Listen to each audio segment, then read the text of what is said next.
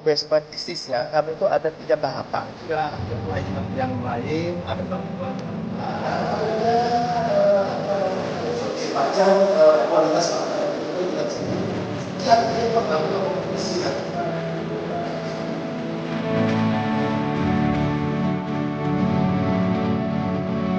Ya, beserta ibu dan seluruh pendamping untuk dapat menang satu. Bismillahirrahmanirrahim. Terima kasih teman-teman. Untuk pengurusnya, Pak Guru, Pak Wali, Pak Topsis.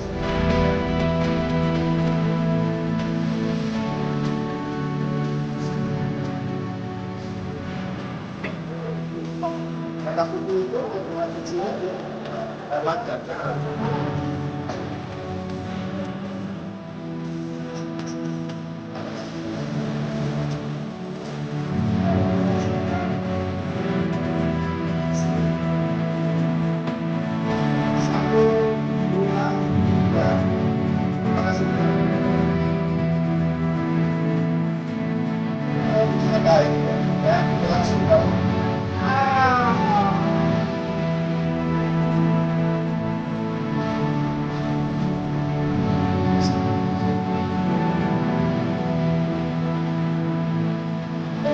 Angkat lanjut.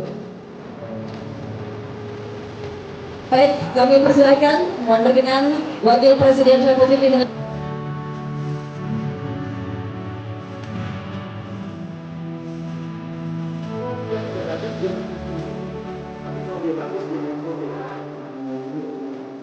Hari ini panen perdana mungkin boleh dijelaskan ada berapa ton sebenarnya Pak yang dipanen hari ini dan dari berapa ribu benih? 1,7 ton. Gini ya. Jadi yang paling penting sebetulnya kehadiran Pak Wapres di sini adalah satu semangat baru, sejarah baru kita bahwa Indonesia sudah siap untuk mengembangkan pembesaran lobster. Tidak lagi kita khawatir untuk kemudian tidak ada kita tidak mampu untuk melakukan itu. Itu yang paling penting. Kita sudah melakukan ini kurang lebih 2-3 tahun terakhir ini. Untuk kita mempelajari seluruh ekosistem. Karena apa? Karena baby lobster kita yang jumlahnya miliaran lah katakan gitu di laut Indonesia itu hampir boleh dibilang melayang terus keluar, ya tanpa kita bisa cegah, dan kita sudah berusaha mencegah tapi kan lautannya luas ya, wilayahnya luas. Nah sekarang kita belajar selama itu untuk kemudian kita bisa menguasai teknologinya, baik ekosistemnya dan sebagainya, dan kita udah berhasil. Begitu ini udah berhasil, kami mengundang Pak Wapres dan Ibu Ketua Komisi 4 sebagai mitra kerja kami untuk melihat langsung bahwa ini sudah siap untuk kemudian direplikasi dan disebarluaskan di Indonesia, supaya di dalam 3 atau 4 tahun yang akan datang Indonesia akan menjadi kekuatan di bidang blue food ya, khususnya di lobster. Karena tadi bukan hanya lobster, tetapi juga ada ikan bawal bintang, kemudian ada kakap, lalu kemudian Napoleon juga kita sedang terus lakukan uji coba, hatchery, kemudian kerapu, berbagai macam jenis kerapu. Kita sudah jagoan di kerapu. Lalu kemudian jet perch itu ikan seperti nila tapi asalnya dari Australia yang berhasil kita kembangkan di sini dengan teknologi yang terkini, yaitu teknologi budidaya resirkulasi aquaculture system. Dan ini akan kita buat di kota-kota di Indonesia di darat dengan air tawar ya. Nah, saya kira ini menjadi sebuah kekuatan kita untuk menuju swasembada pangan seperti yang menjadi prioritas Presiden. Jadi kalau kita bicara pangan, karbohidrat kita alhamdulillah sudah kuat, sudah menuju ke lebih kuat. Kemudian lemak kita sangat kuat karena perkebunan sawit kita besar. Terus yang ketiga protein, khususnya ikan kita sangat kuat. Pak, berarti masuk joint venture di Permen nomor 7 2024 gimana Pak? Apakah saat ini BBL murni budidaya lokal atau gimana Pak? Murni budidaya lokal. Jadi itu sudah kita stop untuk yang keluar, dan kita betul-betul budidaya lokal, dan kita sedang mengajukan Perpres Satgas Pemberantasan Ilegal BBL. Jadi yang permen udah nggak berlaku atau gimana Pak? Tidak berlaku. Sejak Perpres itu disahkan. Perpresnya sedang diajukan. Iya. Kapan diteken Perpresnya Pak? Mudah-mudahan segera. Saya sudah kemarin jumpa Bapak Presiden dan sudah sampaikan kepada beliau. Beliau sudah merintahkan Mensesnek untuk segera memprosesnya. Oke, Bu Titi, sedikit Bu Titi. Dari pihak Komisi dari pihak 4 Ibu melihat Ya. boleh dibilang ini keberhasilan untuk modeling pembibitan baru ya berhasil, terutama untuk mencegah soal penyelundupan lobster keluar. Ya, ini kita sekali lagi saya mengapresiasi Kementerian Kelautan Perikanan sudah berhasil untuk mengembangkan teknologi pembesaran lobster maupun ikan-ikan yang mahal-mahal ya ini ya. Jadi ini untuk itu supaya semuanya nanti bisa dibesarkan di Indonesia. Jangan bibit-bibit ini yang kecil-kecil ini diselundupkan atau diekspor ke luar negeri gitu. Nah, untuk itu perlu Perpres ini dipercepat ya Pak. Ini ya didorong supaya kami nanti dari DPR juga minta mohon supaya ini dipercepat mengenai Perpres ini. Memberikan tenggat waktu nggak kepada pemerintah untuk mempercepat Perpres? Ya secepatnya lah gitu kan, ini untuk kepentingan pemerintah juga ya. Kalau ini ya bisa makin cepat makin baik. Oke. Ini untuk Ibu Titi dan juga Mas Gibran. Ini kan kalau nggak salah 2 kali kunjungan kerja bersama ya. Yang pertama di Tebu. Panen tebu.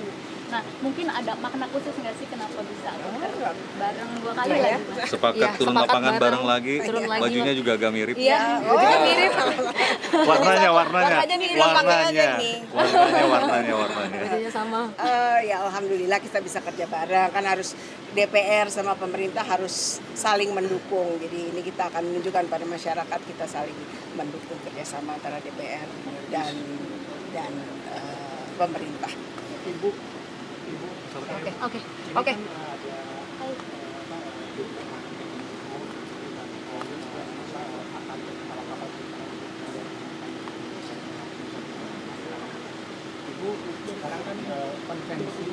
Itu bisa tanya tuh urusannya ke Pak ini tuh.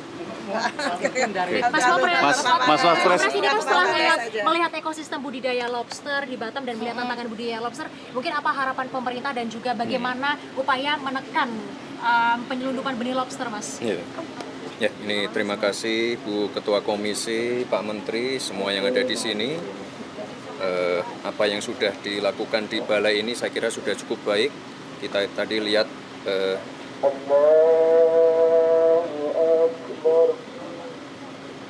sudah dipresentasikan benih-benihnya, tadi survival rate-nya bisa mencapai 80%.